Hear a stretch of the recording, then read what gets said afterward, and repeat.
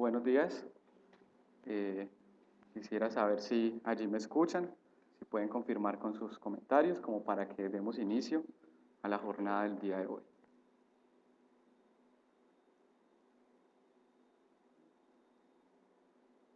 Me confirman si está bien el audio para que no haya ninguna complicación y podamos seguir adelante con la programación.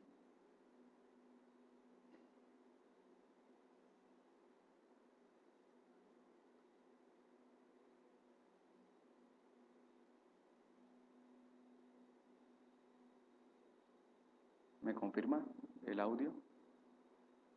Si está bien.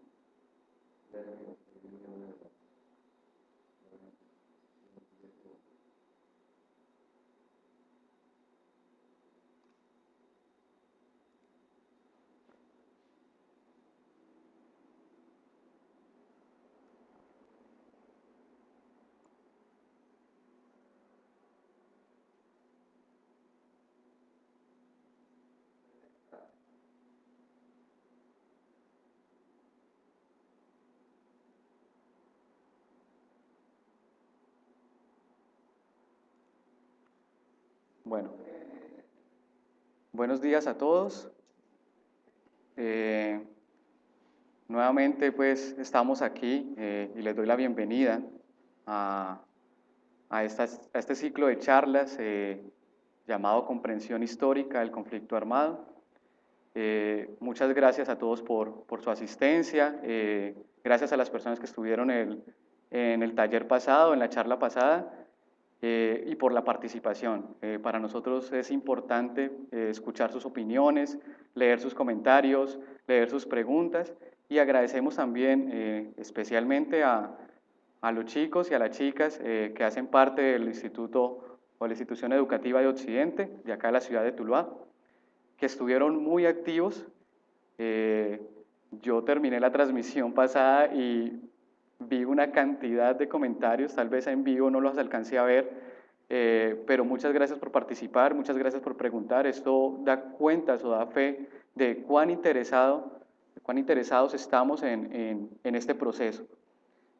Más que en el proceso de conocer el tema de la guerra, es yo creo que en el proceso de entender que hacer memoria de estos procesos de violencia nos lleva a la construcción de nuevas dinámicas de paz. Entonces, muchas gracias al Colegio de Occidente, muchas gracias a los profesores que también han invitado a los chicos y a las chicas a escuchar activamente estas exposiciones.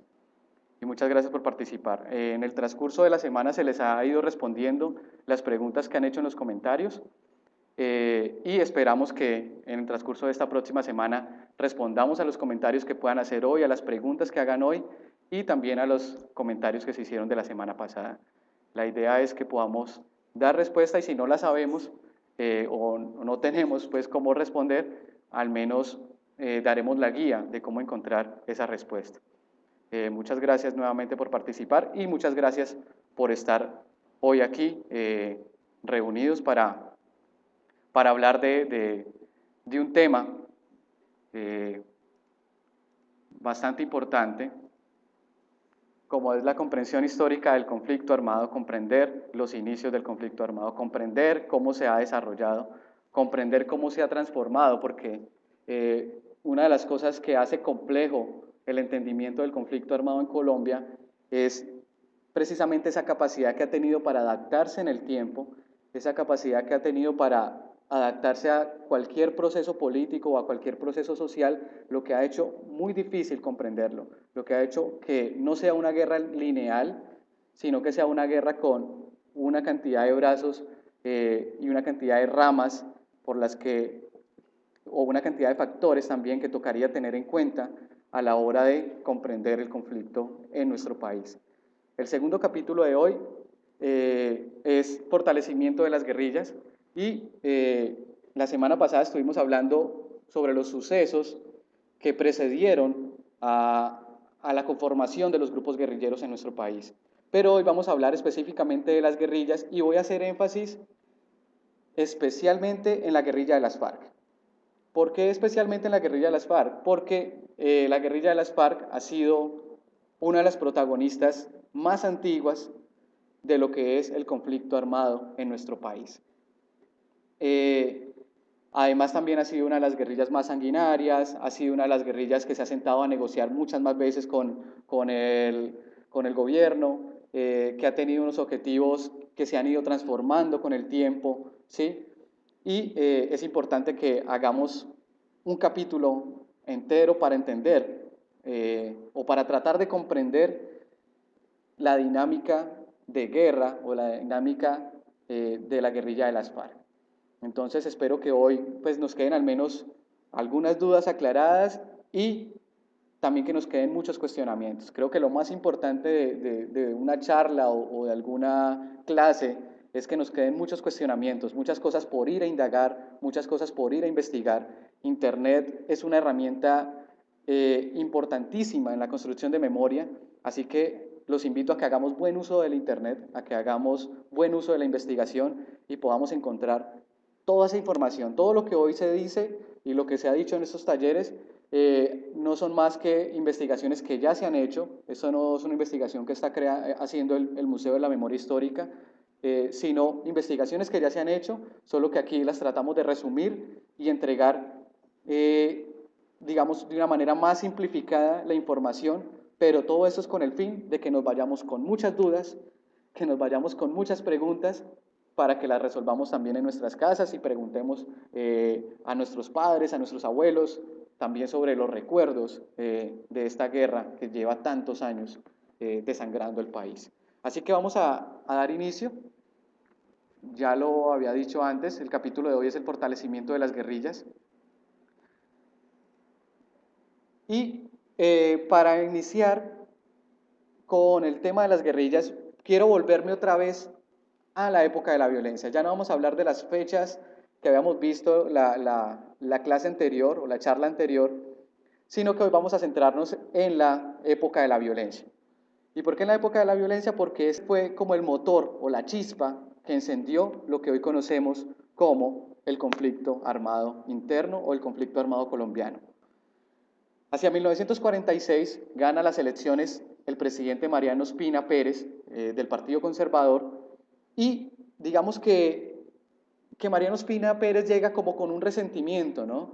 Llega con un resentimiento de todo lo malo que había hecho los gobiernos liberales desde 1930, ¿sí? Incluso desde la llegada de Olaya Herrera, que fue desastroso, fue un presidente de mucho terror, ¿sí?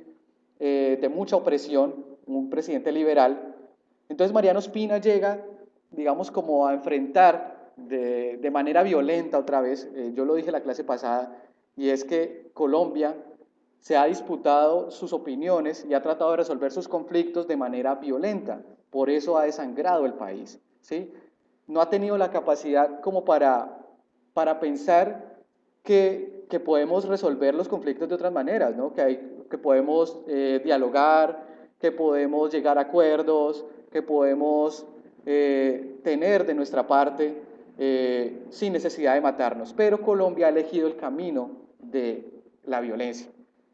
El Estado colombiano ha elegido el camino de la violencia. Entonces Mariano Ospina Pérez llega a, como a cobrar una especie de venganza histórica, una venganza, un resentimiento histórico que había con el Partido Liberal y se convierte en un partido o en un gobierno también opresor, en un gobierno que empezó a perseguir a todo aquel que no tuviera ideas conservadoras, ¿cierto?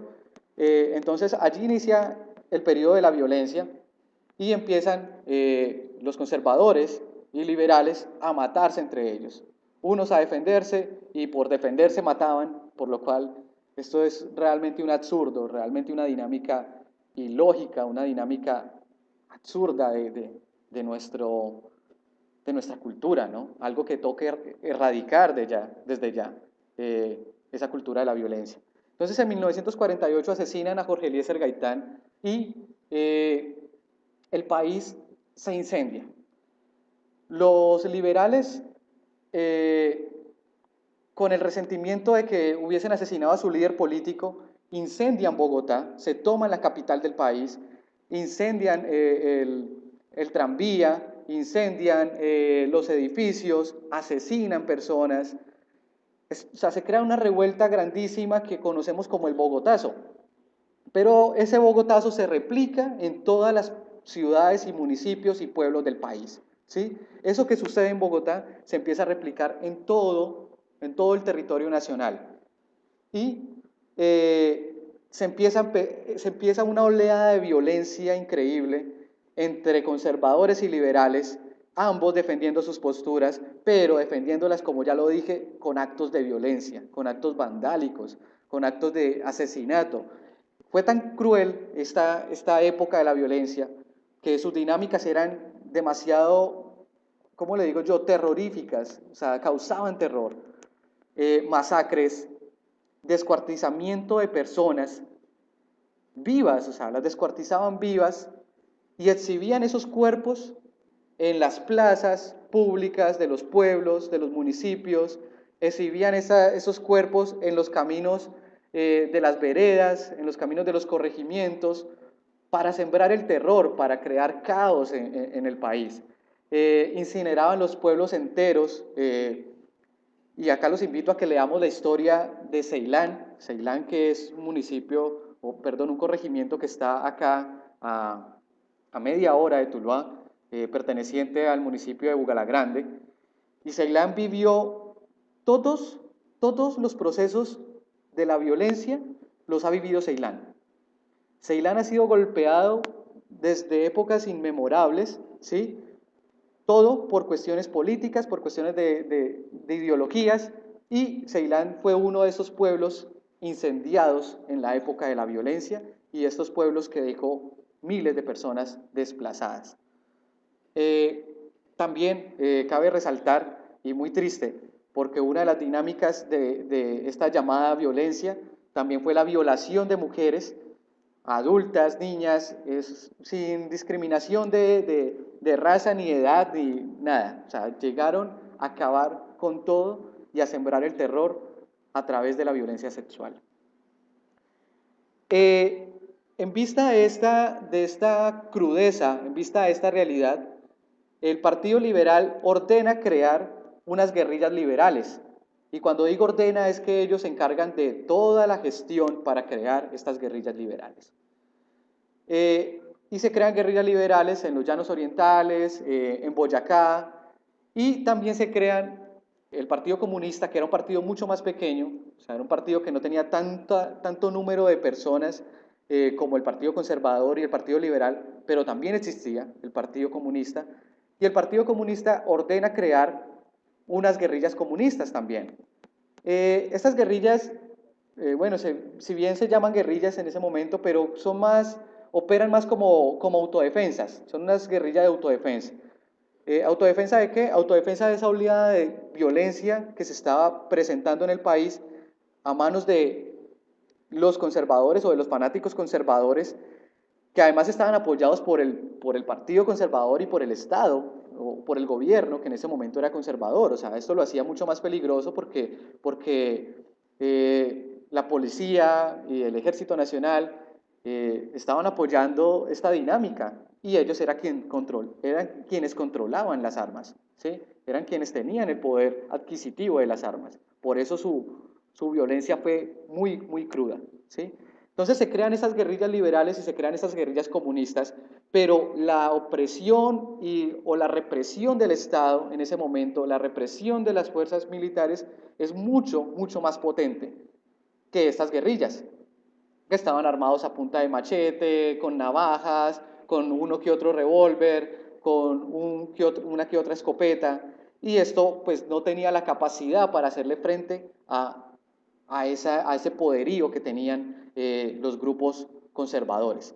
Entonces estas guerrillas liberales y las guerrillas comunistas son obligados a empezar a hundirse en la selva de la cordillera central, ¿sí? Empiezan a correr tanto guerrilleros comunistas como guerrilleros liberales, así como personas que huían de esa violencia, desplazados, porque en esta oleada de violencia deja 300.000 muertes y miles de desplazados en todo el territorio nacional. Es nada más esta época de la violencia. Entonces, estas personas empiezan a huir lo más adentro que puedan dentro de la cordillera para poder esconderse o para poder encontrar un lugar seguro.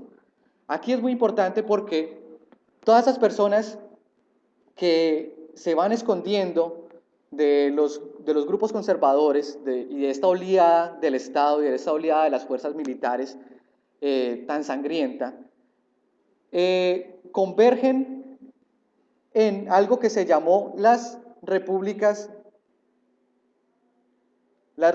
independientes. Estas repúblicas independientes eran territorios donde la fuerza pública no llegaba, ¿sí? Y se llamaron, digamos, territorios soberanos, ¿no? Territorios que no se acogían a la soberanía del Estado, territorios que no querían ser gobernados por el presidente que tuvieran en ese momento de turno. Entonces empiezan a crear como una comunidad, ¿sí? Empiezan a crear comunidades de desplazados, familias desplazadas y combatientes o personas armadas que se autodefendían de esos golpes del Estado. Entonces eso se llamó las repúblicas independientes. Dentro de estas repúblicas independientes podemos destacar, creo que una de las más importantes fue la República Independiente de Marquetalia. Y allí está marcado, les voy a señalar, esta marcación roja es lo que se conoció como la República de Marquetalia, ubicada en el departamento del Huila. Resulta que estas repúblicas convergen en lo que es el enclave o el nudo que une el departamento del Valle del Cauca al departamento del Tolima, al departamento del Cauca y al departamento del Huila, ¿sí? Todo lo que es el sur del Tolima, todo lo que es una gran parte del Valle del Cauca y una parte del Cauca. Entonces, allí convergen estas repúblicas independientes. Hacia la zona céntrica del país también hay unas repúblicas independientes como la República de Sumapaz y la República de Tequendama, perdón. También hay una república muy famosa que es la República del Pato y la República de Guayavero, que son más incluso adentro de la zona de la cordillera central de nuestro país. Entonces, allí empiezan a vivir como en comunidad, ¿cierto? Y ellos dijeron, bueno, vamos a vivir acá porque es que acá no nos va a tocar el conflicto, acá no nos va a tocar la fuerza pública. Vamos a empezar a sembrar, vamos a empezar a cultivar, vamos a hacer nuestras casitas y vamos a empezar como una nueva vida pacífica y tenemos algunas armas y unos hombres armados que nos brindarán esa seguridad. Cabe resaltar que allí habían ancianos, habían niños, habían mujeres, todos conviviendo dentro de estas repúblicas llamadas repúblicas independientes. ¿Por qué es importante esto de las repúblicas independientes? Resulta que hacia 1958, cuando inicia el Frente Nacional se crea con el fin de acabar con esta oleada de violencia que llevaba ya más de 10 años desangrando el país. Y entonces se crea el Frente Nacional porque ellos suponían que la violencia era por toma del poder o por la ambición de los liberales por tomar el poder y la ambición de los conservadores por tomar el poder. Entonces, ¿qué dijeron ellos? No, pues para acabar con esta ola de violencia, démosle contentillo a todos los seguidores de nuestros partidos y entonces nos vamos a alternar el poder. Entonces, 4 años va a gobernar los liberales, 4 años van a gobernar los conservadores, 4 años los liberales, 4 años los conservadores, y así durante 16 años, que son 4 periodos presidenciales. ¿Cuál es el problema del Frente Nacional? El problema del Frente Nacional no es la estrategia como tal, sino el hecho de que borraron, o sea, sacaron de este Frente Nacional, sacaron de la dinámica política del país a otros partidos, dentro de ellos el Partido Comunista, ¿sí? Ellos dijeron, no, es que acá no solamente hay 2 partidos y estos son los que se van a alternar el poder. Los demás partidos quedaron silenciados de lo que es la dinámica política del país. Inicia el Frente Nacional con el gobierno de Alberto Lleras Camargo, un gobierno liberal, ¿sí? Y Lleras Camargo llega a proponer unas amnistías a los grupos guerrilleros, ¿sí? A esos grupos que se estaban escondiendo en esas repúblicas independientes de las que les hablé anteriormente. Entonces llega Alberto Lleras Camargo y les ofrece unas amnistías. ¿Qué son esas amnistías? Es casi como unos acuerdos de paz, ¿sí? Les dice, desmovilícese, entreguen sus armas, dejen de combatir y venga que nosotros les vamos a entregar incluso cargos públicos, nosotros vamos a hacer que ustedes vuelvan a la vida civil de una manera tranquila y todo va a ser paz y amor, entre comillas, ¿sí? ¿Qué pasa? Muchos de esos grupos guerrilleros se acogen a estas amnistías, dejan sus armas, vuelven a la vida civil, incluso, Manuel Marulanda Vélez, que en ese momento hacía parte de las guerrillas liberales, se acoge también a estas amnistías y alcanza a ser jefe de obras de carretera. Alcanza a ocupar casi un cargo público, un cargo del Estado, porque él alcanza a ser jefe de la construcción de una de las principales carreteras en la cordillera central del país. Entonces, ¿por qué él se acoge a estas amnistías? Pero ¿qué pasa? Resulta que esas personas que se acogen a estas amnistías empiezan a ser asesinados.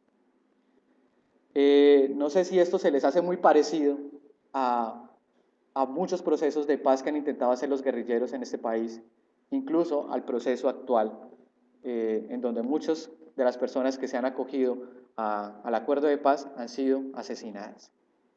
En ese momento, 1958, sucede lo mismo. Esas personas que se acogen a las amnistías, como a este ofrecimiento del Estado, empiezan a ser asesinados por conservadores y también por políticos, por liberales, que simplemente veían en la guerra una nueva dinámica y una nueva forma de controlar el país. ¿Qué pasa entonces? Manuel Marulanda Vélez decide dejar ese cargo público y decide dejar esa amnistía y dice, yo me devuelvo otra vez para Marquetalia y me voy a radicar allí en Marquetalia ya de por vida, voy a quedar allí fijo, no voy a dejar de andar por el país, porque Manuel Marulanda Vélez fue una persona que huyó de muchos conflictos, incluso en el momento que yo les hablaba ahora de la violencia que hubo contra Ceilán, Manuel Marulanda Vélez era muy joven y él se encontraba allí en Ceilán, en ese momento. Y él huye al interior del país, hacia la zona de la cordillera central y más exactamente hacia la zona del Tolima. Entonces Manuel Marulanda Vélez se instala en Marquetalia y dice, bueno, vamos a iniciar acá un proceso más organizativo, más organizado, en donde podamos habitar o cohabitar entre las personas que han sido desplazadas y los que nosotros, o nosotros los que nos hemos armado, y nos vamos a defender. Acá no van a llegar la fuerza pública muy fácilmente porque esto es selva espesa, ¿sí? Sin embargo, si de pronto llega la fuerza pública, de pronto llegan a hostigarnos, nosotros vamos a defendernos. Entonces, en 1964, Manuel Marulanda Vélez, de las guerrillas liberales, junto a otras guerrillas comunistas, o sea, estamos hablando de guerrillas de 15 hombres, ¿sí? Crean algo o se reúnen en algo llamado la primera conferencia, allí en Marquetalia. Por eso les digo que es importantísimo Marquetalia o la República Independiente de Marquetalia, porque allí convergen algunos grupos guerrilleros en lo que se llama la primera conferencia. ¿Qué se habla en esta primera conferencia? Se habla de crear entonces un grupo de autodefensa, que ya no eran 3 grupos guerrilleros, sino un solo grupo unido, llamado el Bloque Sur. Este es el inicio de las FARC, ¿sí? Muchas personas dicen que el inicio de las FARC fue en 1964, y sí, fue en 1964, pero entonces no bajo el nombre de las FARC, sino bajo el nombre del Bloque Sur. ¿Por qué el Bloque Sur? Porque estaban hacia el sur del Tolima y muy tirados hacia el sur del país también. Entonces por eso se llama el Bloque Sur, que inicia con 48 hombres armados, ¿sí? No era la gran guerrilla, pues, o el gran ejército, sino simplemente 48 hombres armados que se iban a autodefender e iban a autodefender a esas personas que estaban allí cohabitando con ellos. Como les digo, niños, mujeres, hombres campesinos, ancianos campesinos que estaban allí cohabitando con ellos. Dentro de esta primera conferencia queda entonces al mando del bloque sur como primer comandante Manuel Marulanda Vélez, alias Tiro Fijo. El segundo comandante se llamaría Ciro Trujillo Castaño, alias el Mayor Ciro. Y como el ideólogo de este bloque, aquel que daba la filosofía del bloque, aquel que daba las ideas de este bloque, ideas políticas, ideas sobre el comunismo, era Luis Alberto Morante, alias Jacobo Arenas. Es importantísimo este hombre en el fortalecimiento de la guerrilla de las FARC. El nombre de Jacobo Arenas no se les olvide y por favor vaya y busquen sobre la vida de este hombre. No los invito como para que busquen como un gran héroe, sino para que nos enteremos de todos los procesos de los que este hombre hizo parte, ¿sí? Jacobo Arenas era importantísimo en las FARC porque era el ideólogo y además era la persona que estaba en contacto con el Partido Comunista, ¿sí? Jacobo Arenas. Entonces, estos tres hombres al mando del bloque sur, que eran 48 hombres. El ideólogo militar o el estratega militar era Tiro Fijo y crea una estrategia que les da mucho resultado, que se llama la estrategia de las columnas en marcha. ¿En qué consistía esa estrategia de las columnas en marcha? Consistía en que, bueno, vamos a estar acá en la zona de Marquetalia y en esos otros rincones llamados repúblicas independientes, pero en el momento, vamos a estar preparados, porque en el momento en que se llegue la fuerza pública, llamemos fuerza pública a la policía o a las fuerzas militares, en el momento en que nos demos cuenta que ellos vienen a atacarnos, nosotros huimos, ¿sí? Porque es que con 48 hombres no tenemos la capacidad para enfrentar al Ejército Nacional que tenía aviones militares, que tenía helicópteros militares, que tenía además fusiles, bueno, tenía una cantidad de armas que este bloque sur no estaba preparado para defender a estas repúblicas independientes de un ataque tan cruel o un ataque tan violento, ¿no? Un ataque tan pesado. Entonces se crea algo llamado la estrategia de las columnas en marcha, que era que en el momento en que llegaran estas fuerzas, todo el pueblo, mujeres, niños, ancianos, cogían sus maletas y vámonos, ¿sí?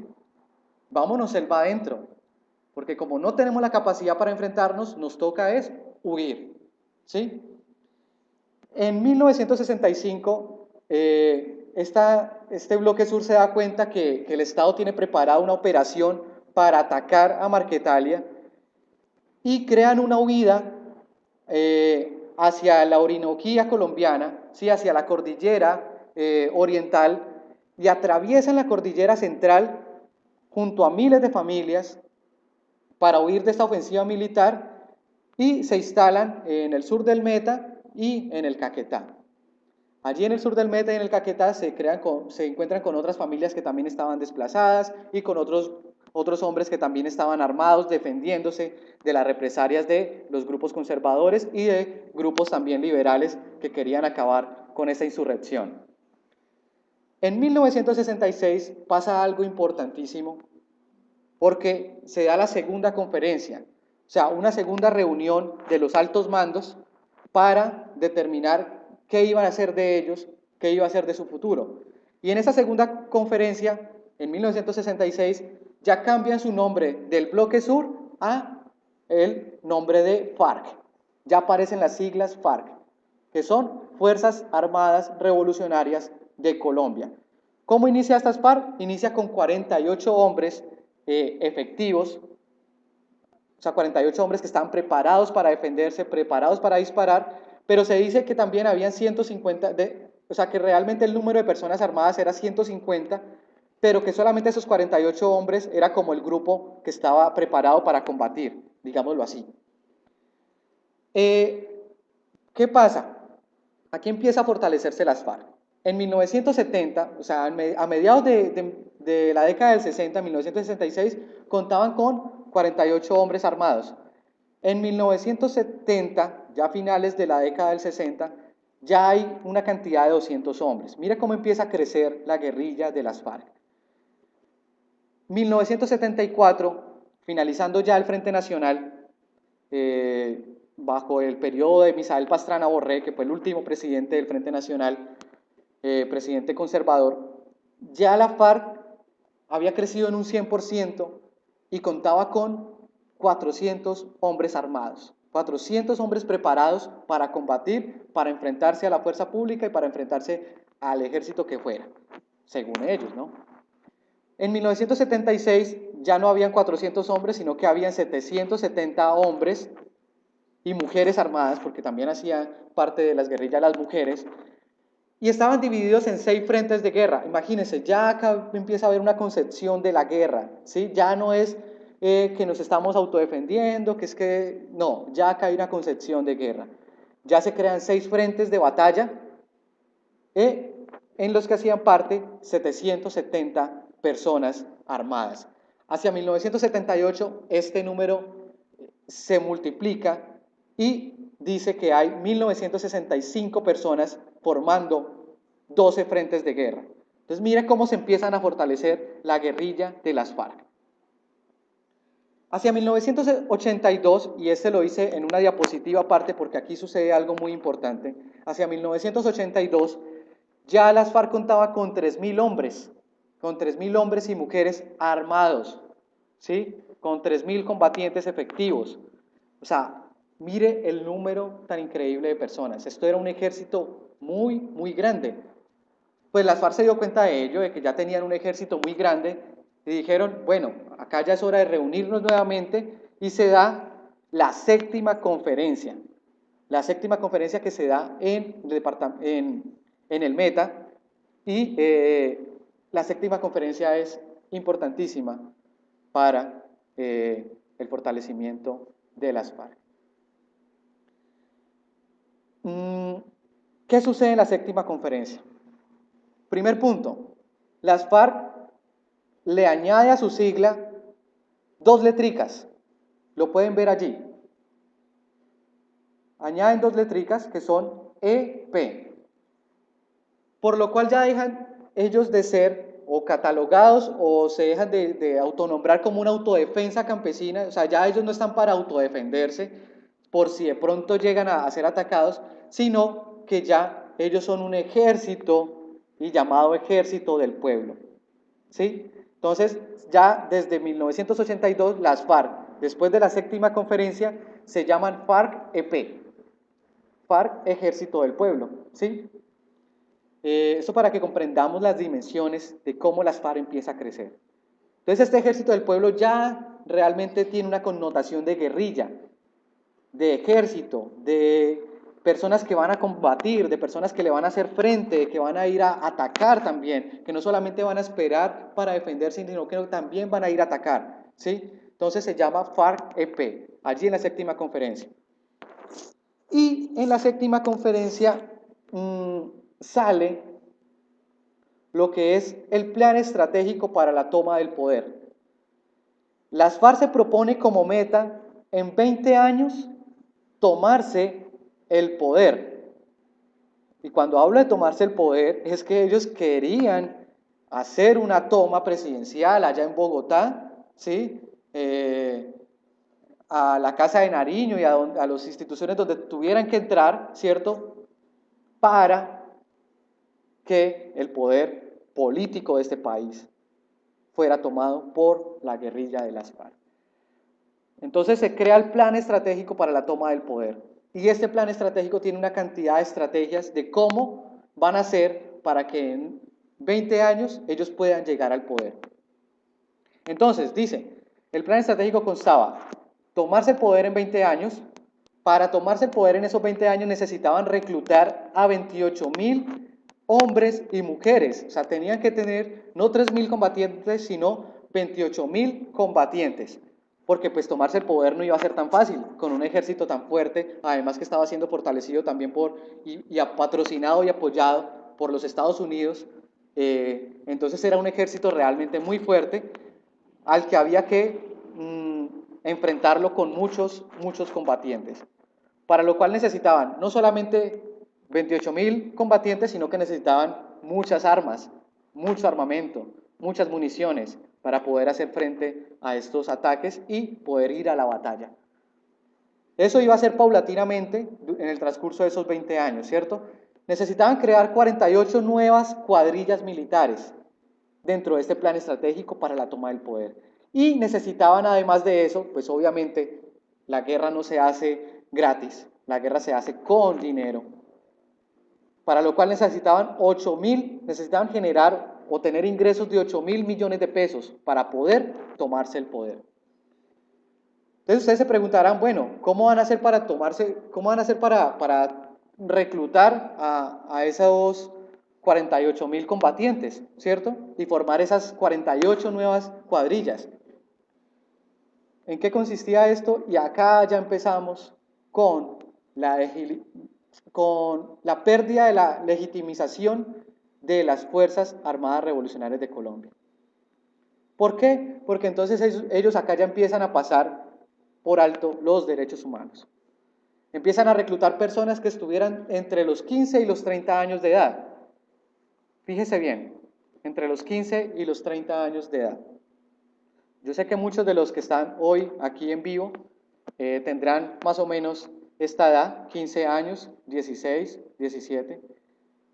Imagínese usted ser reclutado por un grupo guerrillero, no sé, por engaños o a la fuerza también. Porque aquí empezó a aparecer lo que fue el reclutamiento forzado.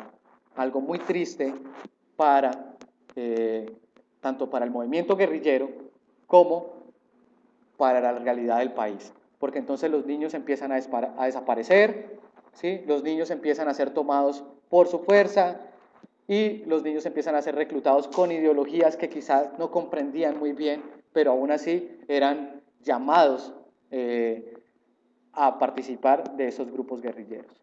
Entonces, para tomarse el poder necesitaban 28.000 hombres y mujeres y para eso tenían que reclutar engañando o reclutando forzadamente. Necesitaban 8.000 millones de pesos. ¿De dónde van a salir 8.000 millones de pesos para financiar una campaña guerrillera? Ellos no van a hacer ahí pues campañas de recoger plata y muy amablemente y vamos a hacer... No, ellos eran un grupo guerrillero, por lo tanto eran temidos, por lo tanto también eran estigmatizados, muchas personas los odiaban. Entonces, ¿cómo iba a ser para recoger 8.000 millones de pesos? Bueno, pues acá empieza la segunda parte de lo que es la triste historia de las FARC y el inicio de lo que se empieza a hacer como la degradación de la guerra en Colombia. Entonces, secuestro, ¿sí? Cada persona en el país representaba algo de dinero. Sus familiares no querían ver a esa persona encerrada, por lo cual ellos iban a hacer lo posible y hasta lo imposible por recuperar la libertad de esa persona. Entonces secuestraban a personas, pero acá inicia, digamos, con el secuestro de personas que tuvieran grandes empresas o que vengaran una cantidad grande de dinero, ¿sí? Porque esa persona iba a tener el dinero para pagar su rescate, o las familias o sus amigos iban a tener cómo pagar su rescate, ¿cierto? Entonces ellos empiezan a secuestrar y a extorsionar a ganaderos, a petroleros, a personas de mucho poder económico y de mucho poder adquisitivo en el país. Por lo tanto, el grupo guerrillero empieza a ser mal visto, muy, muy mal visto en la élite del país, porque es a esta élite a la que ellos empiezan a atacar económicamente. Y si se ataca a esta élite del país, que era la que generaba ingresos y que generaba empresa, pues también empieza a afectar la economía nacional. Entonces empieza a ver lo que es el secuestro, lo que es la extorsión, empiezan a meterse con lo que es el tema del narcotráfico. En este primer momento ellos ¿cómo le digo yo? No son los dueños enteros del negocio del narcotráfico, sino que la comercializan, ¿sí? Ellos no tiene laboratorios ni nada de esto en este primer momento, pero empiezan a comercializar con el narcotráfico, a hacer también alianzas con personas que estaban involucradas dentro del narcotráfico, a cobrarle también vacunas por prestarle la seguridad a esas personas, por prestarles como el bloque militar a esas personas, y entonces empiezan a hacer dinámicas y empiezan a hacer alianzas con el narcotráfico. También se empiezan a meter con el tema de la minería ilegal. Habían muchas minas ilegales, esto no era tan controlado.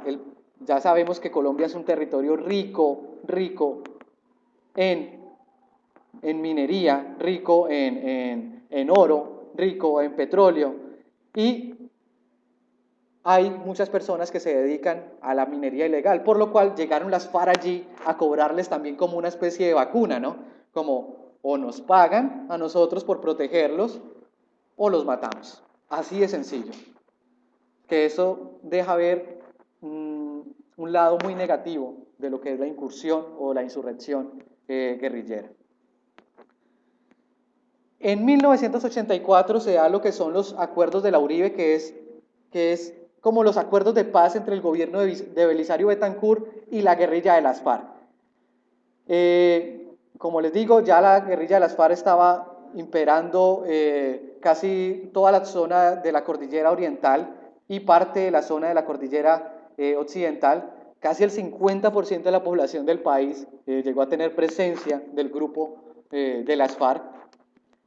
Y hacia 1984, Belisario Betancur dice, no, bueno, ya dejemos de matarnos, o sea, tanto guerrilleros han puesto sus hombres a la muerte, como los guerrilleros nos han quitado a nosotros campesinos, población civil, y también en esos enfrentamientos han caído fuerza pública, militares, policías, y tantas personas que han caído hacia 1984.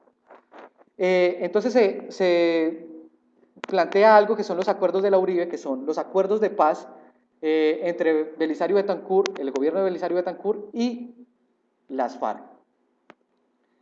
Estos acuerdos de paz plantean la posibilidad de que las FARC se pueda convertir en un brazo político, ¿sí? Que se pueda convertir en un frente político, que puedan incursionar en la política, en las decisiones políticas del país.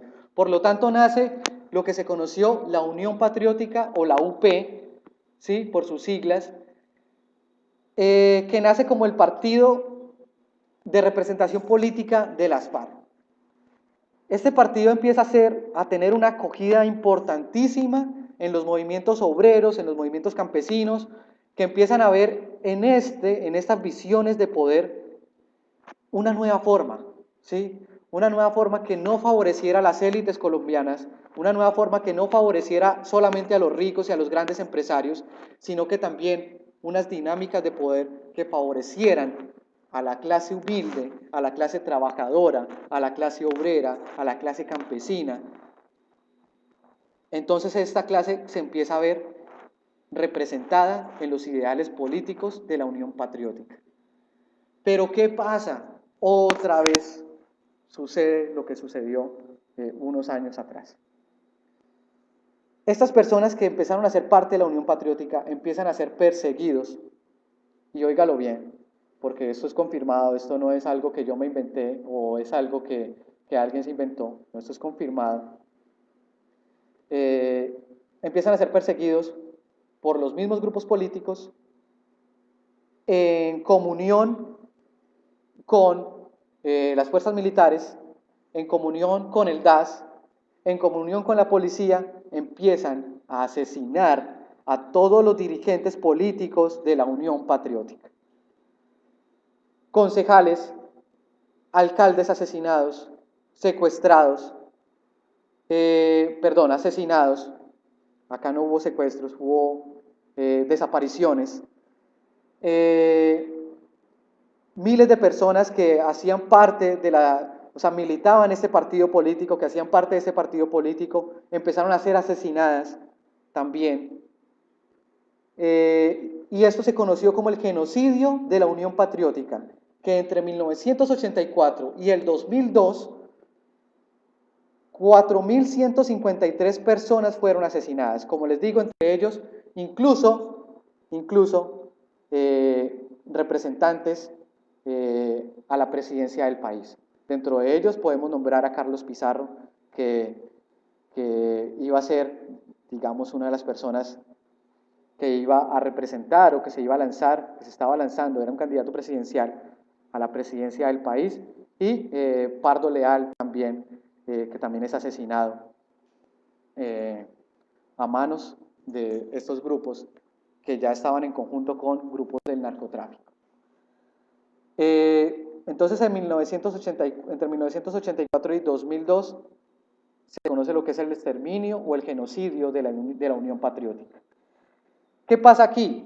Esto lleva como a una decepción de la guerra, y las FARC vuelve a su accionar cruel, a su accionar violento, a hacer frente a esa oleada de violencia. Entonces, hacia 1987 se crea algo llamado la Coordinadora Guerrillera Simón Bolívar. Allí coloco su bandera, era una bandera roja con sus siglas CGSB. La Coordinadora Guerrillera, ¿qué hace? Une a todos los grupos guerrilleros que ya existían: ELN, EPL, M19, Quintín Lame y las FARC. Se reunieron en conjunto para decir, bueno, vamos a liderar acciones en conjuntas, ¿sí? Porque pues todos estamos acá como luchando casi por lo mismo. Entonces hagamos unos acuerdos en los que enfrentemos esta política de miedo, esta política de terror del país y esta política de favorecimiento de las clases más altas del país, y vamos a crear la Coordinadora Guerrillera. En 1993 se da algo que es la octava conferencia de las FARC en el Guaviare. En esta octava conferencia, y creo que aquí parte lo que fue la verdadera guerra, porque acá es donde empieza realmente el terror de las guerrillas y los enfrentamientos entre guerrillas y grupos paramilitares y grupos militares, y empiezan a sembrar el terror en toda la zona rural del país y en algunos municipios, cabeceras municipales del país. Entonces aquí se crean dos estrategias que Ariel Ávila muy bien lo expresa en su tesis de maestría, y él lo llama el vacío. Una de las estrategias se llamaba el vacío de poder y el boicot electoral. ¿En qué consistía el vacío de poder? El vacío de poder consistía específicamente y básicamente en desocupar los pueblos de las instituciones del Estado. Entonces, si ustedes le preguntan a sus papás, le preguntan a sus abuelos, hacia la década del 90 se presentó una gran cantidad de atentados terroristas contra alcaldías, contra estaciones de policía,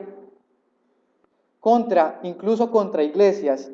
Y acá sucede uno de los capítulos más tristes de lo que sucede pues en la guerra del país, como es la masacre de Bojayá, en donde cientos de personas mueren dentro de una iglesia, impactadas por una pipa de las FARC. Acá no fue las FARC sino el ELN, pero entonces acá se da lo que es el vacío de poder y lo que es la estrategia de golpear a las instituciones del país, ¿cierto? Esto era el vacío de poder. Entonces esos grupos, digamos estas cabeceras municipales o estos municipios, al no tener representación del Estado, porque ya la iglesia la habían bombardeado, porque ya al puesto de salud lo habían bombardeado, porque ya al puesto de policía lo habían bombardeado, no tenían representación del Estado. Entonces era muy fácil tomarse esos pueblos, ¿sí? De esa manera se tomaron esos pueblos. Y, bueno, como bien ya lo dije, atentado contra los comandos de policía, alcaldías, iglesias. Y la estrategia del boicot electoral se basaba básicamente en destruir el Estado o destruir la representación de la misma. Entonces, Otra vez vuelvo y repito, muchas personas que están acá, bueno, conocieron esta historia, pero los jóvenes que hoy están acá y que no la conocieron directamente, pueden preguntarle a sus padres sobre esa década del 90 hasta el 2000, hasta inicios del 2000, en donde se secuestraron y se asesinaron alcaldes, se secuestraron y se asesinaron concejales, se secuestraron y se asesinaron toda representación del Estado. Incluso habían pueblos donde el alcalde no iba a la alcaldía y le tocaba como dirigir las acciones desde su casa o desde otro municipio por miedo a que lo secuestraran o por miedo a que lo asesinaran. También incluso este boicot electoral, esta estrategia del boicot electoral presumía también como en gran parte no dejar votar en algunas poblaciones. Incluso en muchas poblaciones las personas no salían a votar porque estaban siendo amenazados por las guerrillas de las FARC. O sea que interfirieron en esas elecciones y acá digamos que desestabilizan la dinámica de la democracia y la dinámica de la representación del Estado. Y empieza a aparecer lo que son los secuestros masivos. ¿Qué son los secuestros masivos? Eso es una estrategia que se crea uno de los tenientes o de los comandantes de las FARC. Los secuestros masivos consistían y que vuelvo y reintegro o insisto, pregúntenle a sus papás acerca de lo que se llamó las pescas milagrosas. Tengan en cuenta esto, es importantísimo, las pescas milagrosas, pregúntenle a sus papás y yo sé que las personas que están aquí viendo el en vivo se van a acordar también de esto que lo pasaban en todos los noticieros, nos dábamos cuenta de ello. ¿Y en qué consistían las pescas milagrosas? Específicamente en que paraban, hacían un retén ilegal en una carretera importante del país y paraban a 60 vehículos y sacaban a todas las personas que estaban dentro de esos 50, 60 vehículos y se los secuestraban, o sea, secuestraban a todo el mundo. ¿Qué decían ellos? Que dentro de estas 100, 50, 60 personas que ellos secuestraban, pudiera haber alguno que tuviera mucho dinero y del cual su familia iba a pagar una buena cantidad de dinero para su rescate. Esto representaba ingresos para la financiación de la guerra de las FARC. Entonces, ténganlo muy presente, lo que se llamó las pescas milagrosas y los secuestros masivos. En 2002, gana la presidencia Álvaro Uribe Vélez con la estrategia o con la campaña de que él iba a recuperar la seguridad democrática del país. Entonces él se compromete a atacar y acabar con la guerrilla de las FARC. Esto digamos que le gana mucha credibilidad a Uribe, porque la gente dice, bueno, ese terror que se ha sembrado, los enfrentamientos, los secuestros, los atentados terroristas, menos mal va a llegar un presidente que va a acabar con estos guerrilleros. Realmente esto no fue tan cierto, esto de que pudiera acabar con las FARC. Las FARC tenían muy buenas estrategias para defenderse y tenía también muchos hombres y muchas dinámicas de guerra que podían contraatacar de manera efectiva a los grupos del Estado. Y voy a dejar acá para la próxima clase o la próxima charla, porque vamos a hablar específicamente de este periodo, el periodo desde el 2000 o de la década del 90 y este periodo específico porque acá hay un recrudecimiento de lo que son los grupos paramilitares. Pero entonces en estos momentos no lo voy a nombrar, vamos a nombrar todo lo que tiene que ver con las FARC y con la presidencia de Álvaro Uribe Vélez. ¿Qué pasa con Álvaro Uribe Vélez? Álvaro Uribe Vélez crea lo que es la seguridad democrática y entonces crea algo llamado la Operación Libertad 1, en donde lo que hace es atacar esa estrategia que había formado las FARC, que era de tomarse el poder, ellos tenían que rodear Bogotá, ¿sí? Y ya para el 2002, las FARC ya había cumplido con una gran parte de esa promesa que se hicieron allá en la séptima conferencia, y ya habían sitiado a Bogotá, ya lo habían rodeado, habían 11 frentes de las FARC rodeando Bogotá. ¿Qué hace Álvaro Uribe Vélez? Gracias a las fuerzas militares y al apoyo también de lo que fue el Plan Padrino y de lo que fue las fuerzas militares de los Estados Unidos, que apoyaron en gran medida esta lucha contra la insurrección o contra el comunismo. ¿Qué pasa? Ellos atacan a las fuerzas armadas revolucionarias de Colombia, a las FARC, y las sacan, no las dejan meter a Bogotá. Por lo cual acá hay una derrota estratégica. ¿Por qué? Porque ellos derrotan la estrategia de las FARC, que era sitiar Bogotá y que era tomarse el poder. Más no derrotan a las FARC como tal, porque las FARC seguía operando, porque las FARC seguía con muchos hombres, ¿sí?, haciendo atentados en las zonas fronterizas del país, hacia el Caquetá, hacia el Putumayo, hacia muchas zonas del país, hacia el Urabá.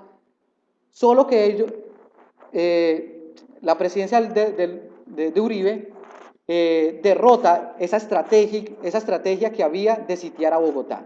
Entonces ofrece, digamos, una visión de seguridad. Además, porque, ¿qué hace Uribe?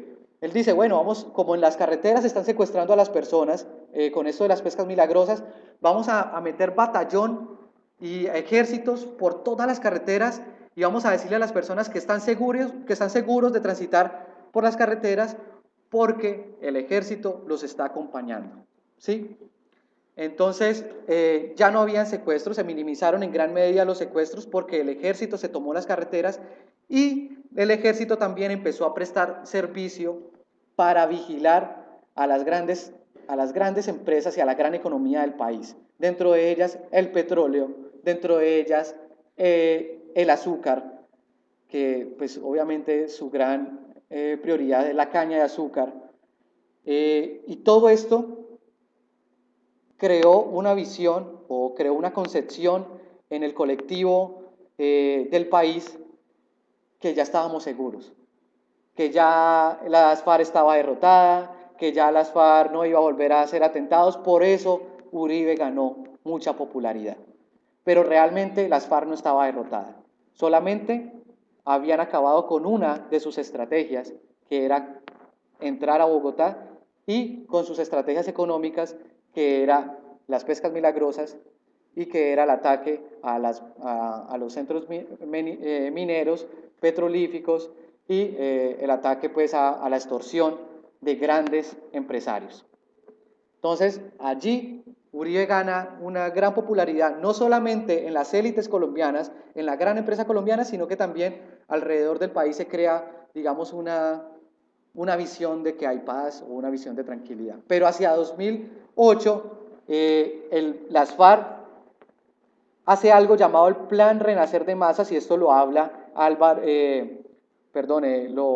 Ariel Ávila, lo habla dentro de su tesis de maestría, lo que se llama el Plan Renacer de Masas, que es que las FARC dejan de operar un poco, o sea, se calman un poquito para poder reagruparse y crear una nueva estrategia, porque ellos dicen, bueno, ya nos acabaron con esa estrategia, nos acabaron con esto de acá, las carreteras están seguras, nos toca enfrentarnos para poder ir a secuestrar, entonces, ¿qué hacemos? Por lo cual, entonces, dejan, digamos, un poco los hostigamientos para empezar a adaptarse a las nuevas dinámicas que le presentaban la guerra.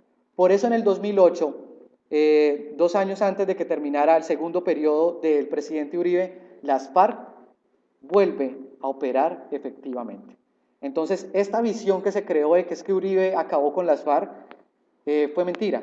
Realmente Uribe no acabó con las FARC. Uribe lo que hace es crear unas dinámicas efectivas en donde acaban con unas estrategias de las FARC, pero no acaban con las FARC como tal, como movimiento guerrillero. Por el contrario, en el 2008 vuelven, se reagrupan, vuelven, se rearman y vuelven y se adaptan a las condiciones que ya le estaba presentando la guerra. Entonces, en ese momento se crean grupos especiales como los Pisa Suave, ¿sí? Que eran grupos especializados en grupos que habían tenido formación guerrillera durante muchos años y que incluso se mimetizaban con la selva, andaban casi desnudos en la selva, embarrados y que nadie los detectaba, y estos grupos eran efectivos para acabar con los comandos jungla del Ejército Nacional. Entonces se crea lo que es la adaptación a la guerra. Por eso, realmente, la mejor estrategia, y teniendo en cuenta cómo las FARC se fue adaptando a los distintos procesos políticos y a los distintos procesos que tuvo la guerra, por eso realmente lo único que había que hacer para poder acabar, ofrecer realmente una visión de paz colectiva, era firmar o sentarse a negociar con las FARC. Por eso en el 2012, cuando Juan Manuel Santos toma el poder, su estrategia política fue: ya no vamos a seguir enfrentando a las FARC, ya estamos cansados de esto, porque las FARC, nosotros creamos una nueva estrategia y las FARC se adapta de nuevo a esa estrategia. O sea, pierden hombres, dejan de insistir, dejan de hostigar, pero 2 años más tarde van a aparecer otra vez rearmados, reagrupados, porque su estrategia militar es bastante grande. Entonces, lo único que había que hacer era sentarse a negociar con ellos unos acuerdos que iniciaron en el 2012 y que no se hicieron acá, a diferencia de otros tratados o otros acuerdos, otras negociaciones, como la negociación que hizo el presidente Pastrana, en donde se despejó una zona que se llamó la zona de despeje, que fue en el Caguán, y toda esta zona del Caquetá, y se le entregó pues como esa zona para que las FARC pudiera estar allí, habitar allí tranquilamente, y en esa zona se hicieron pues como las negociaciones. Pero en el 2012 Juan Manuel Santos dice: bueno, vamos a hacer unos acuerdos serios, unos acuerdos que realmente nos lleven a construir una concepción de paz.